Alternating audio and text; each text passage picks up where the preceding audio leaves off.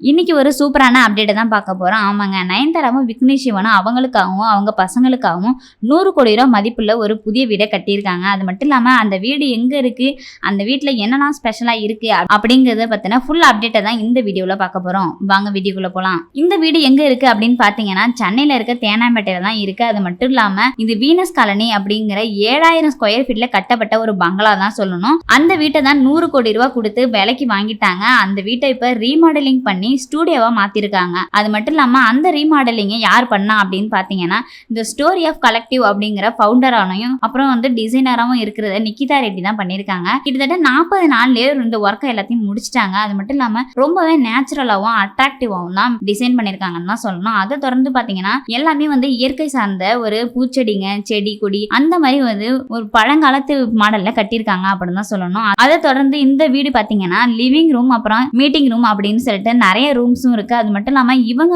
Shooting ஃபிளாட்டுக்கு போனதுக்கு அப்புறமேட்டுக்கு தங்குறவங்க யாரா இருந்தாலுமே நல்லா ரிலாக்ஸ் பண்ணணும் அப்படின்னு சொல்லிட்டு பெட்ரூமும் வச்சிருக்காங்க.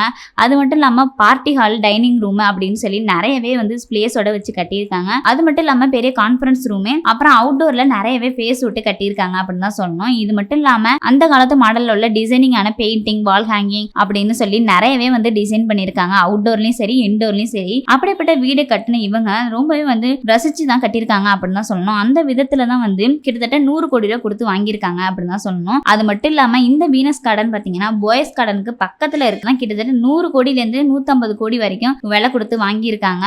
அதை தொடர்ந்து தான் இது கலோனி ஸ்டைல்ல இருக்கிற பங்களா அப்படின்னு தான் சொல்றாங்க. அதாவது கலோனி ஸ்டைல்ல இருக்குன்னா டிஃப்ரெண்டா இருக்கும். மத்த பங்களா விட இது பாக்குறதுக்கு டிஃப்ரெண்டாவும் இருக்கும், நேச்சுரலாவும் இருக்கா போல கட்டி அமைச்சிருக்காங்க. இது இவங்களுக்கு அப்புறம் இவங்க பசங்களும் இருக்கிற போல வடிவமைச்சிருக்கனால இது ரொம்பவே அழகான பங்களா அப்படின்னு தான் சொல்லணும். அது மட்டும் இல்லாம நயன்தாரா, விக்னேஷ் சிவன், உயிர் உலக் அப்படின்னு சொல்லி 4 பேருமே ரொம்பவே சந்தோஷமா இருக்கிறதுக்காக அவங்களே தேடி தேடி கண்டுபிடிச்சிருக்க ஒரு பங்களா தான் இது.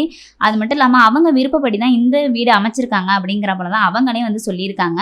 இதை பத்தின கருத்துக்களை உங்க கமெண்ட் பாக்ஸ்ல சொல்லிடுங்க. அது மட்டும் இல்லாம இது போல அப்டேட்டுகளுக்கு நம்ம சால்ட் டப்பா சேனலை மறக்காம லைக் அண்ட் ஷேர் பண்ணுங்க, சப்ஸ்கிரைபும் பண்ணிடுங்க.